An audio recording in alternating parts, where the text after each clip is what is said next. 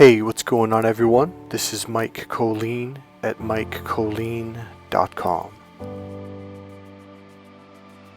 Today, we're going to learn how to access the power of purpose.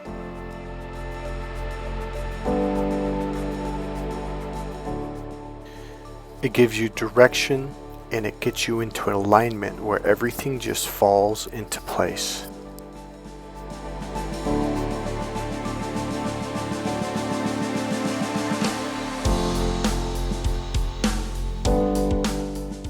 So what's the purpose of doing this? To give you clarity, understanding, and direction. It's to simplify life and make life more enjoyable. This absolutely works in relationships, this works in business, this works in sales. In fact, this works in every area of your life, every moment of the day. This one simple technique I use with every client, almost every single session that we do. So before I get on to that, I want to say one thing. You know, this thought just came to me right now. Everything that I'm teaching you guys, everything that I'm showing you how to do, everything I'm talking about, there is one purpose. And that purpose comes down to, I would say, a phrase or a short sentence.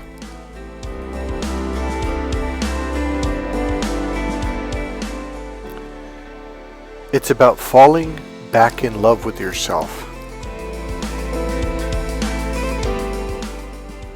See, we have all these people running around, like literally listening linguistically to what I'm saying, running around all over the place trying to fix the world by fixing other people. In other words, all these efforts are external. They're going over there, they're talking to you, they're yelling at that person, they're saying, oh, you need to change, you know, whether it's about environmentalists, save the whales, or even therapy. It's not about changing other people, it's about you changing you. In fact, I've got a better way. That word I took from the external way, the word change. It's not even about you changing yourself. It's about you relearning how to fall in love with yourself once again. That's what this journey is all about. See, the first part of this is people running around trying to change other people and change the world. You can't fix the world on an external level. That is not the way healing works. That is not the way you heal the planet. That is not the way you heal or fix anything.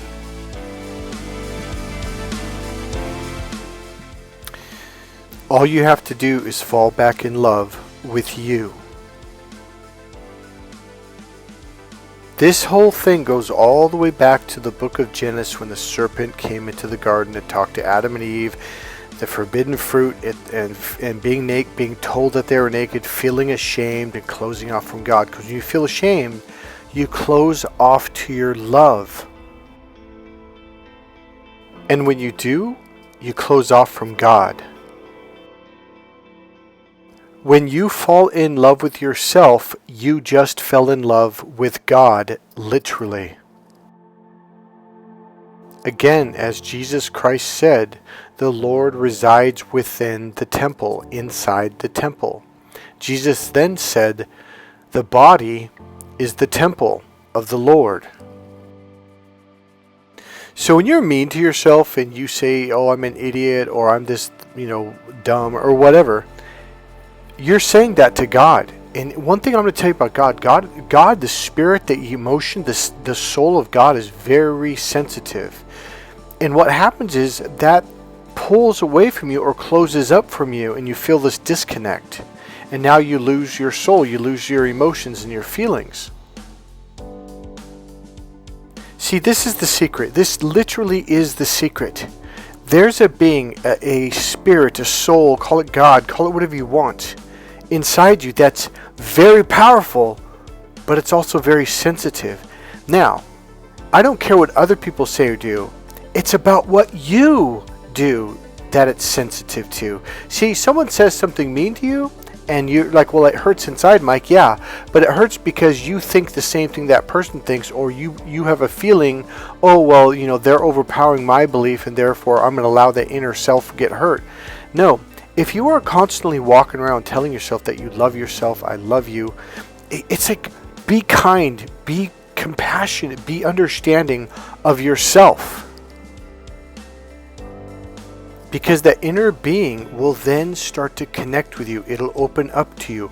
Once it feels safe with you, knowing like, hey, you're its best friend, you're its best teammate, that you're on its side. See, that's what it's all about. It needs to know if you are on its side, if you have its back. That is what it's all about. Once you do that, it opens back up to you. How do I know? Because I went through this. I know exactly what this is like. When it opens back up to you, all of a sudden your intuition goes through the roof. All of a sudden you're tuned in. You're aware of things that were always in front of your face, that were your ears heard but you didn't catch. All of a sudden, all that stuff you begin to notice. You begin to become very aware of. You gain this connection to a higher level of intelligence. Okay, it's like downloads. All of a sudden, you just know things. You just understand things. And here's the most important part. When you begin to heal yourself, when you begin to show compassion towards yourself, and you develop this ability to love yourself, be kind to yourself, be understanding of yourself, patient with yourself, compassionate, and all those good things, now all of a sudden you have the ability that you've been developing over time to also have compassion and understanding and love for other people. If you don't have the ability to love yourself, you don't have the ability to love other people.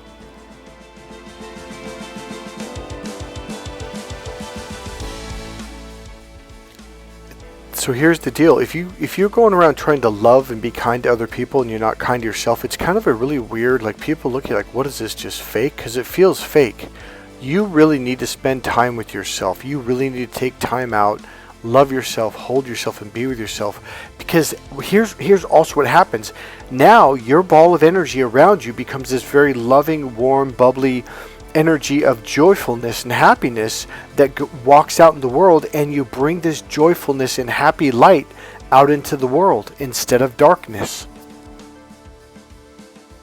And that's how you make the world a better place, by making you a better place to be in. See, when you go around trying to make other people happy, when you go around trying to help other people have better lives or to change or whatever, it doesn't fix the world. If that truly did fix the world right now would be the most beautiful place on the planet. We're doing it backwards. Let go of other people. Allow them to be in their own space. That is not your job. Your job is to reconnect with your space and create this wonderful ball of loving, joyful, happy energy. This is the way we will heal the planet. The other way clearly has not worked in thousands and thousands of years, and it's only getting worse. Look at this image of this beautiful lady in orangish gold. It just looks beautiful. It makes you feel good just by being in your presence. You become this, and other people around you, everywhere you go, will start to feel this beautiful, comforting, wonderful energy, and now they're feeling it. Look within. It's all about the internal world. The way you shift the outside is by shifting the inside. The way you heal the outer world, the external, is by healing the internal world. That's the answer. This isn't a philosophy. It's not a really cool thing to say. I'm living it. I've been doing it. My whole external world has been shifting and shifting and shifting for over 2 decades now. It's because I'm doing the internal work.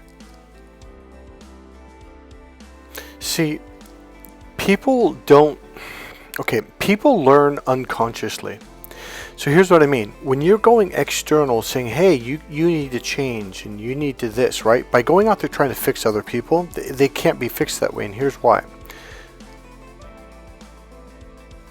During one of our NLP trainings, they say, look, if you want to elicit confidence, so let's say someone comes to you and say, hey, I'm not confident in my job, or I'm just not a confident person. So one of the things we can do is anchor or link in positive states such as confidence, self, esteem, etc. So you can anchor these positive emotional states into people. But in order to do that, you have to take on that state, that emotional state. So the term that we use is you have to model that state for their unconscious mind. Now here's why. When we anchor an emotional state into someone, they're going to take on the emotional state that you are in. So if you're not in a confident state, guess what? You're going to anchor in whatever state you're in. And if you're not in a confident state and that's what they want, then you're not going to anchor in the right state. See, their unconscious mind is going to connect with whatever emotional state that you are in. And so that's how you lead them, is by becoming or being in that state. So practicing and developing self-love takes time, okay? The more you do it, the better you get at it, the more natural it becomes, and then it becomes a habit. And when you walk out in the world like that, people start to see that. And what's really happening is their unconscious mind is starting to go, wow, that actually feels really nice. Because how do I know? Because when I walk around people are like, God, I just feel so comfortable around you. I don't know, there's just something about you. Most people live in a very chaotic world because they're surrounded by people in a chaotic world. Everywhere we go, people are ping-ponging in their brains. Nobody's emotionally grounded. And I walk out and I'm like, oh, what's this? I'm silent inside my head. I'm silent in my heart. My energy is grounded. It's not scattered. So now, for the first time in their life, they're like, well, what's that? And they get curious. More importantly, their unconscious mind and energy field begins to feel your energy, your emotions, and it takes it on for the moments that it is around you. And that really is where the learning comes from. You want to change the world? You want to heal the world? Then fall in love with yourself and be good to yourself.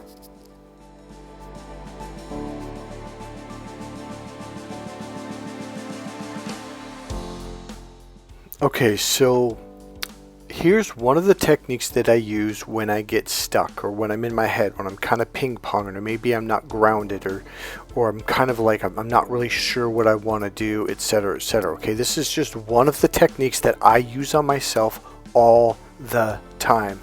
It's the same technique that I mentioned earlier that I use on my clients damn near every session. Usually I'll use it 3, 4, or 5 times.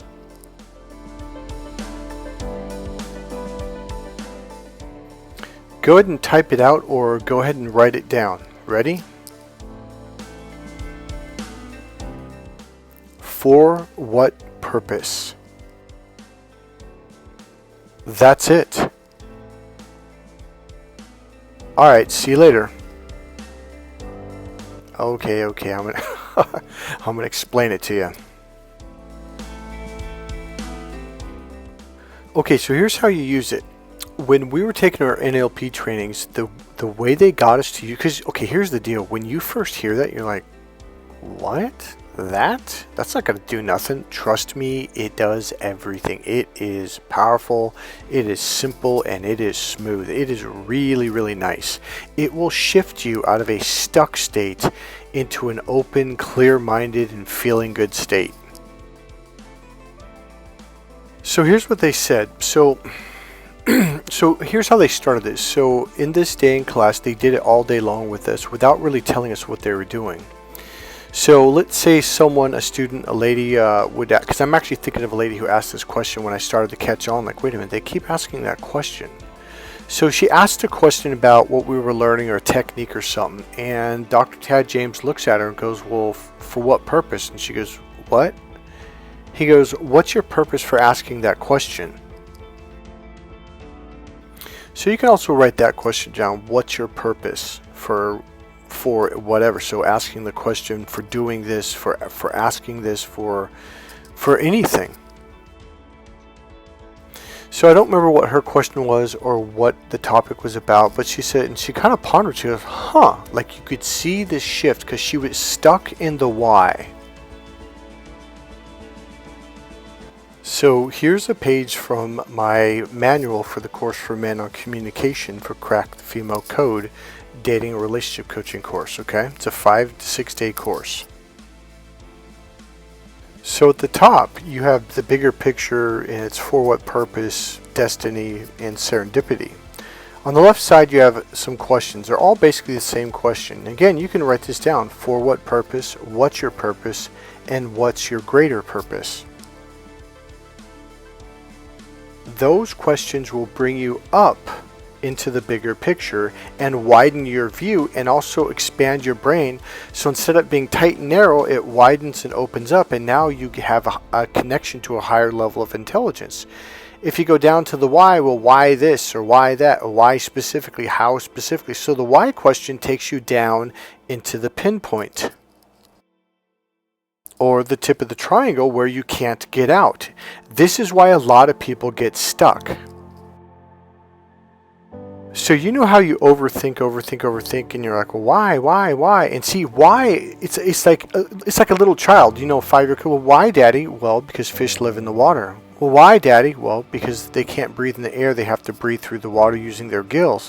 Why, Daddy? Like that why question can go on, and it'll drive you nuts. And here's the thing, it tightens your forehead. And guess what, narcissist fans? Have you ever noticed how a narcissist always asks the question, why? Why? I mean, they will not stop. And they're doing it on purpose to give you a headache. And also to narrow your brain so you go down into the lower reptilian brain.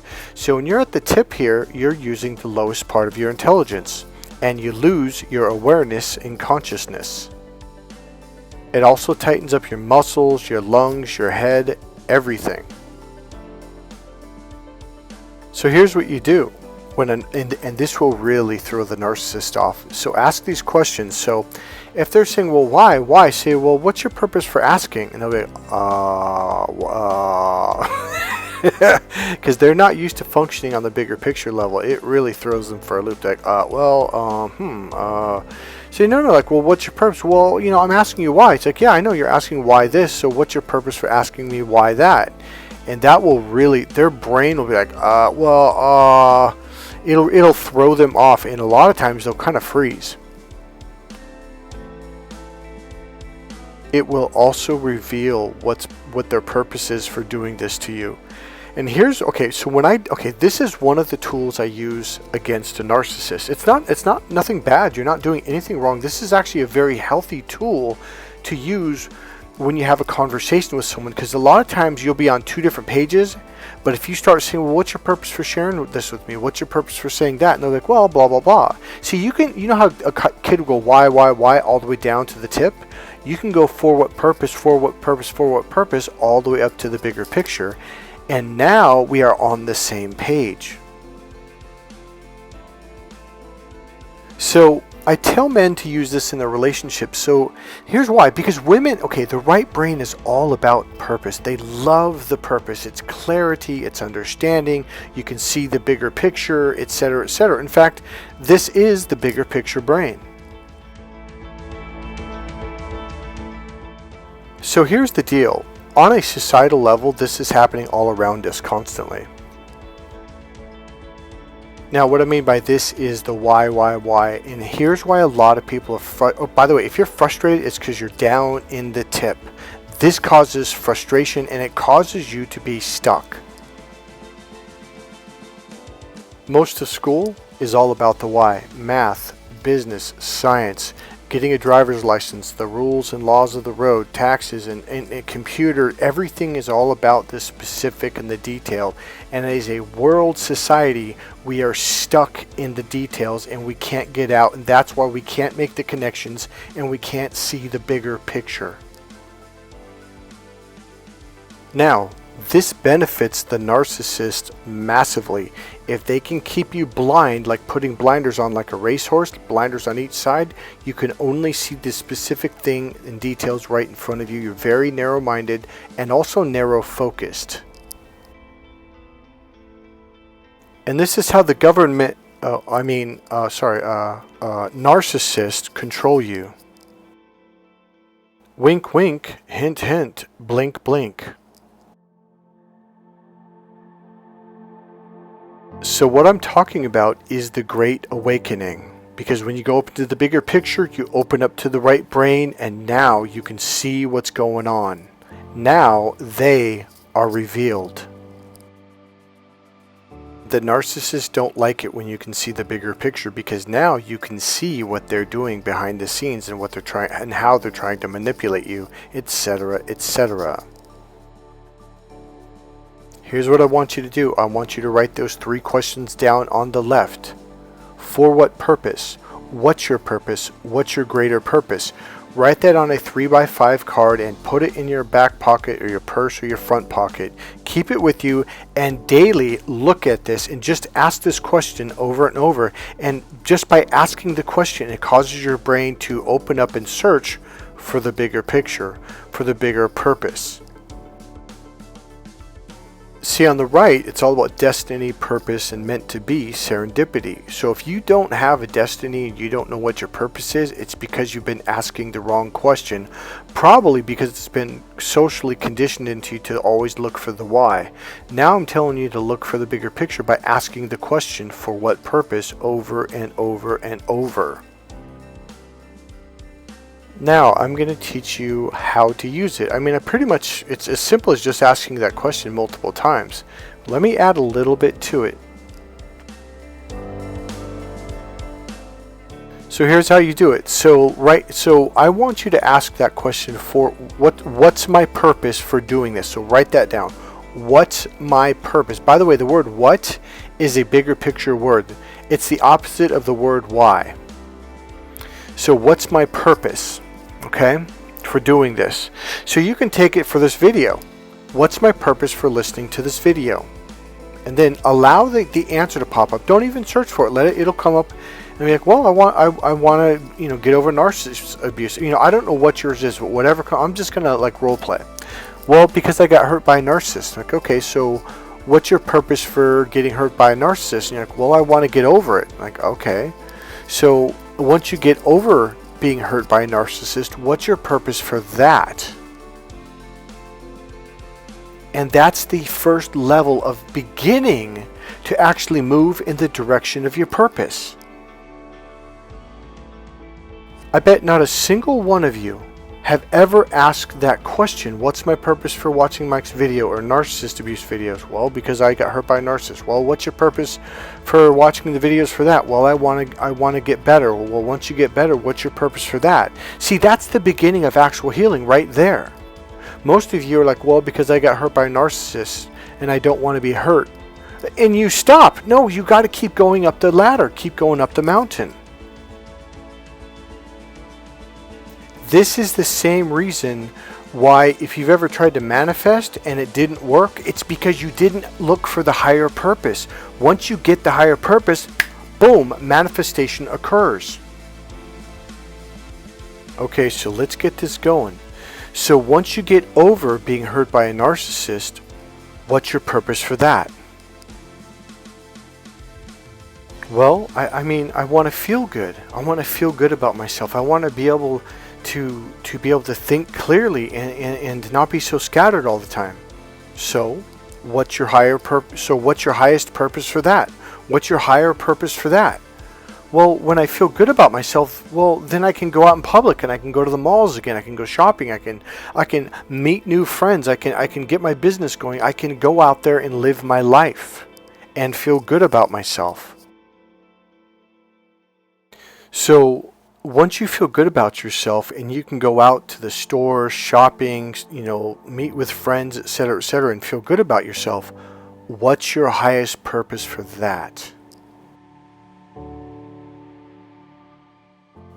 Well, then I can just be at peace with myself and I can just go out and live my life and just enjoy living again.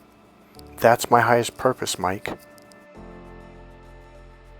Now, I could keep repeating this, but at this point, you're probably at the very top or near it. And here's how you know when to stop. It'll just keep repeating itself. So essentially we ended with, well, then I can just go out there and live my life and be at peace and feel good about myself. So then I can go, what's your purpose for that? It's like, well, when I feel good about myself, then I can live my life, and then I can live my life, and then I can feel good about that. So you're already looping back and forth between the top two.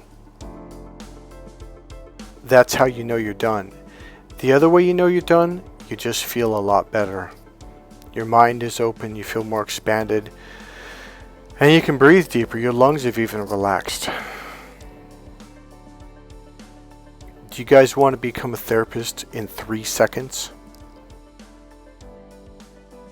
Let's say you have someone who is stuck, or they're worried, or they're having a panic attack, or they're just feeling really bad. If they say, oh, I feel so bad, blah, blah, blah, blah, blah, or I'm freaking out, say, what's your purpose for freaking out? What's your purpose for feeling bad? Or just say, well, what's your purpose for that?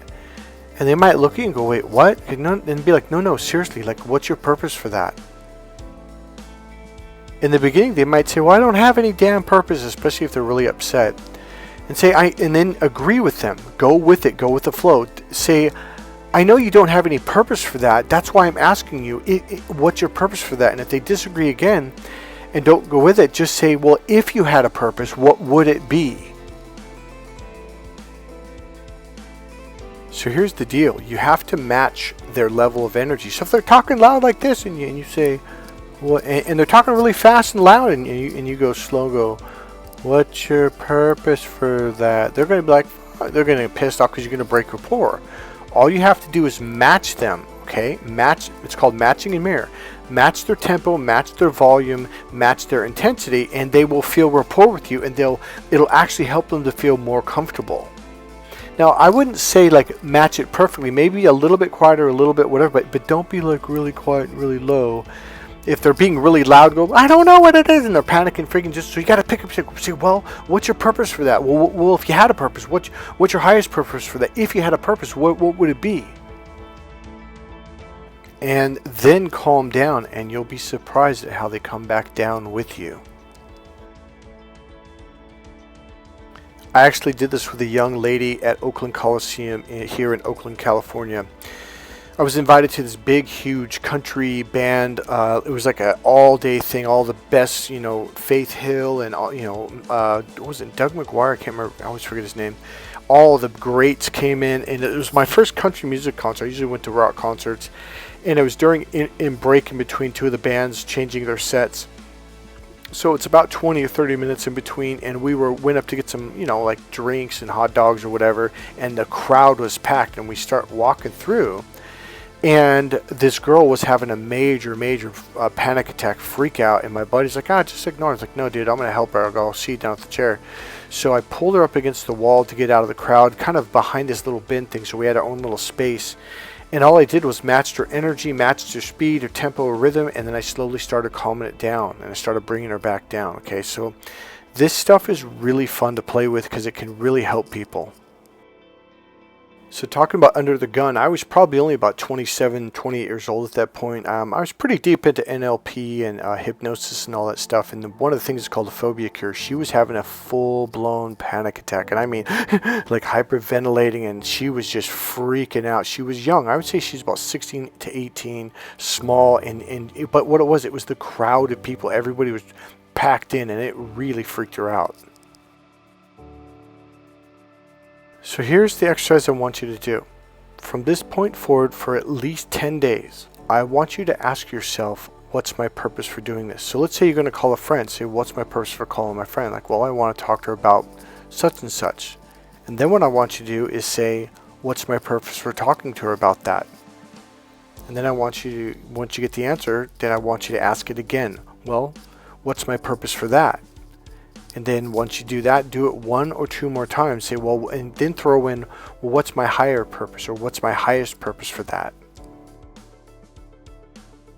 See, you're not going to believe it or not, but most people that are living empty, purposeless lives, it's because they're going the wrong way. They're asking the wrong questions.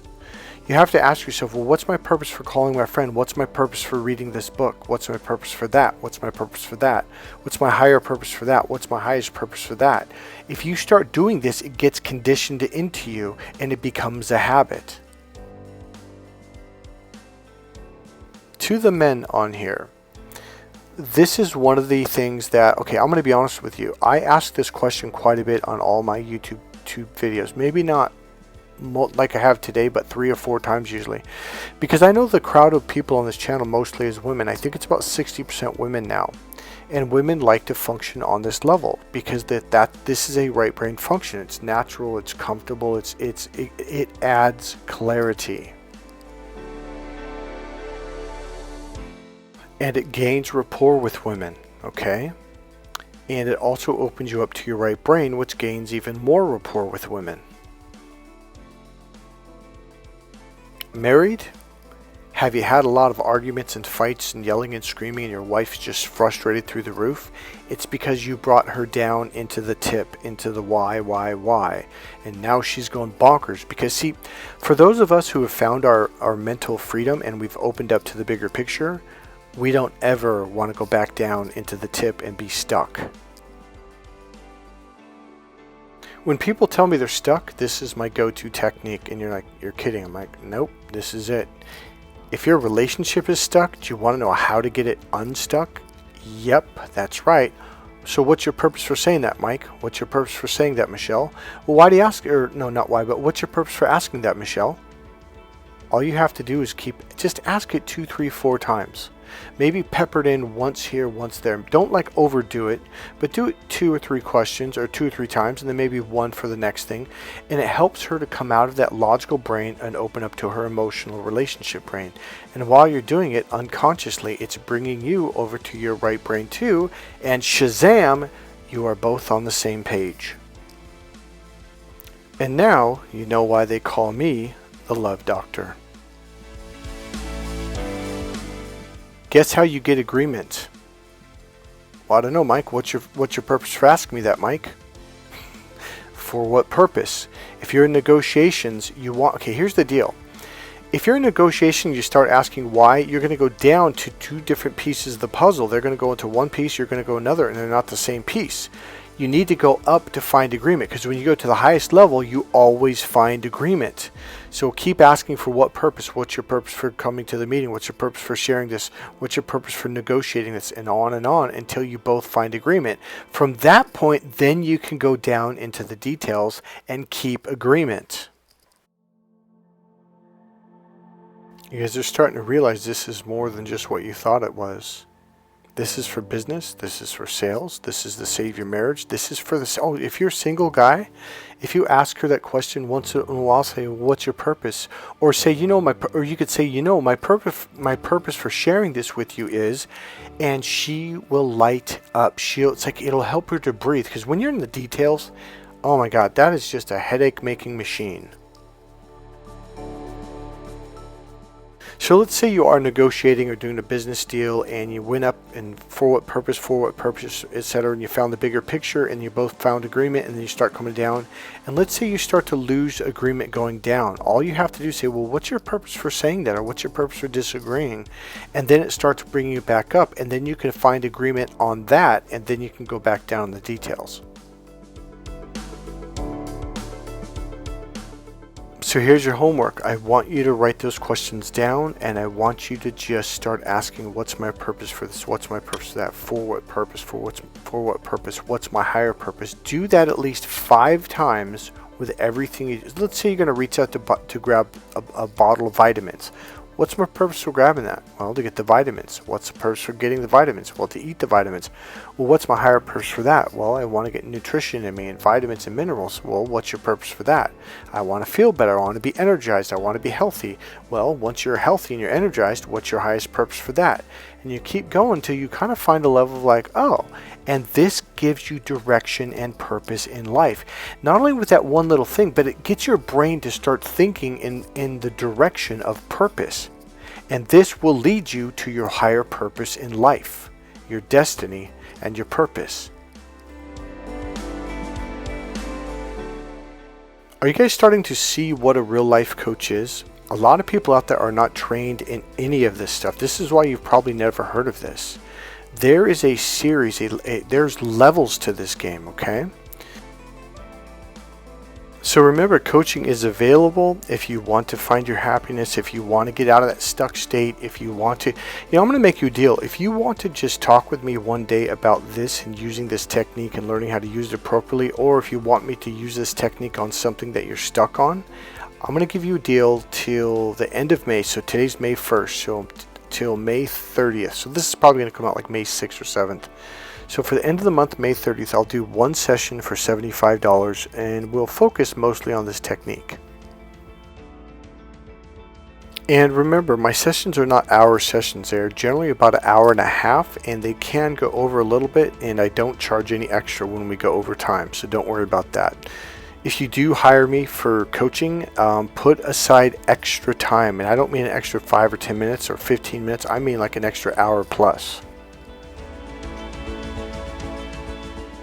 Alright, that's it. God bless you guys. I hope you guys enjoyed this video. If you did enjoy this video, please go ahead and click the subscribe button, click the all bell, click the like button, make a comment, and if you want, go ahead and make a donation. There's a PayPal link right there in the description box below the video. God bless you guys. I'll see you in the next video.